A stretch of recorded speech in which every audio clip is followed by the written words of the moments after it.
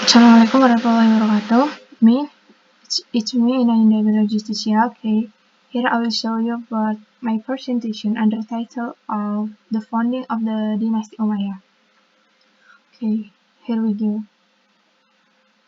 Okay, we start from the history. The founding for studying history.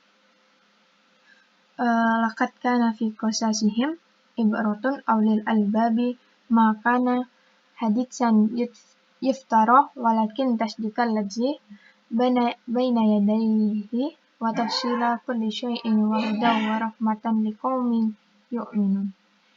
It means, indeed, in their stories there is a teaching for people who have reason. The Quran is not a fabricated story, but confirms the previous books, explains everything, and as guidance and mercy. That for those who believe. Okay. This verse there is in Quran Surah Yusuf verse 111. Okay, next. Second is the founding of Umayyah Dynasty. Okay, first the Umayyah Caliphate was the first Islamic caliphate after the time of Khulafa Rashidin who ruled from 661 to 750 in the Arabian Peninsula and its surrounding, that capital in Damascus, and from 756 to 1031 in Cordoba, Spain as the Caliphate of Cordoba. The name of this dynasty is referred to Umayyah bin Abdul Aziz, the Great. He is the great-grandfather of the first Umayyad Caliph, namely Muawiyah bin Abu Sufyan, or something also called Muawiyah first. Next, here about the great time of the Umayyad dynasty. Okay, the Umayyad dynasty had an important role in the development of Islam. Okay, this caliphate was once led by influential figures, including Al-Walid bin Abdul Malik and Umar bin Abdul Aziz. Next, during the reign of Al-Walid bin Abdul Malik, since 705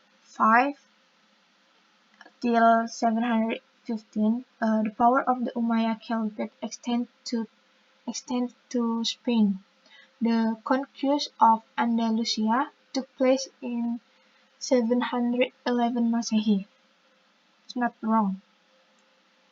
Development is prioritized at this time. The construction of a hospital and the Al-Mawi Mosque in Damascus, the Al-Aqsa Mosque in Jerusalem, the expansion of the Prophet Mosque in Medina are historically important roles of the Umayyad dynasty. Okay, next, when Umar bin Abdul Aziz, since 717 till 720, he's become caliph. The field of Islamic scholarship was a top priority. Also, hadith archiving, development of Arabic language, science of Qira'ah. Qira'ah means is reading the Quran, fiqh, and to various written works and scientific products are growing rapidly at this time. Next is about factor of the collapse of the Umayyad dynasty. Okay, how can Dynasty Umayyah is collapse? Okay, first because before we start from the history, how can it collapse? The glory of the Umayyad dynasty began to decline when group dissatisfied with the government began to emerge. The Bani Abbasiyah led this resistance effort and ultimately weakened the Umayyad power. And the middle of the 6th century became a crucial period of Umayyah Caliphate, and in this period, the Umayyah began to experience defeat from the Abbasiyah force, until finally, in 750 Masehi, Damascus. Okay, here Ade it mean Masehi. Damascus was captured by the Abbasiyah, which practically made the Umayyad government fall. And this the history, yeah, the story. Okay, the last caliph of the Umayyad dynasty in Damascus, that wrote by Imam Sabki in Islamic Religion Education.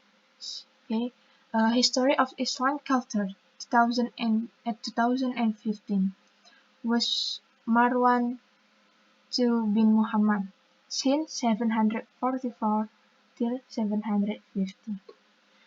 Since then, the Umayyah era in Damascus and a new era began in Andalusia with its center in Cordoba, Spain. Then the region of the Umayyah Caliphate in Cordoba lasted quite a long time. However, the caliphs began to appear in the course of the early 9th century. Intrigue and upheaval began to emerge among themselves. The Umayyad territory was gradually dispersed. In 1031, Hisam III, as Umayyad Caliph in Cordoba at the time, resigned from his position. The situation is getting worse because of a leadership crisis.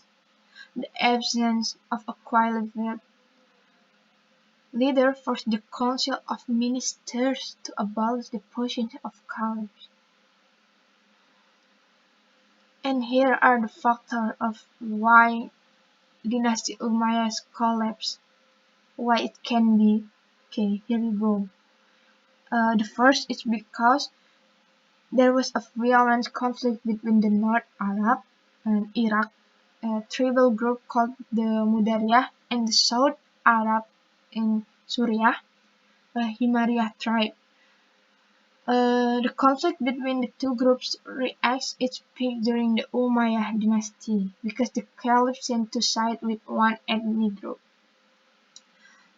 For the second, the other one is because the dissatisfaction of a number of non-Arab Muslims, those who were newcomers from among the defeated nation, were given the title Mawali, a status that represents inferiority in the minds of the arrogance of the Arabs who were facilitated by Umayyad rules.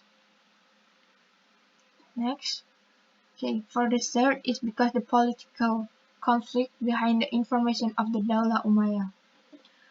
Here, the Shia and Khawarij continue to develop into a strong opposition movement and at any time could threaten the integrity of the Umayyad power. For the fourth is because the system of changing the caliphate through lineage or something new, like bid'ah, for the Islamic tradition which emphasizes the seniority aspect. Here the setting is not clear. The lack of clarity about the succession of the caliphate led to unhealthy competition among members of the royal family.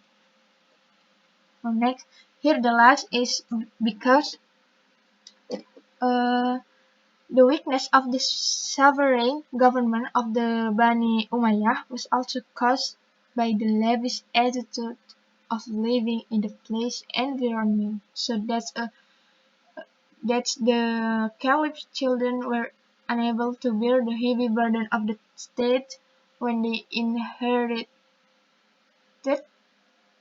power. In addition,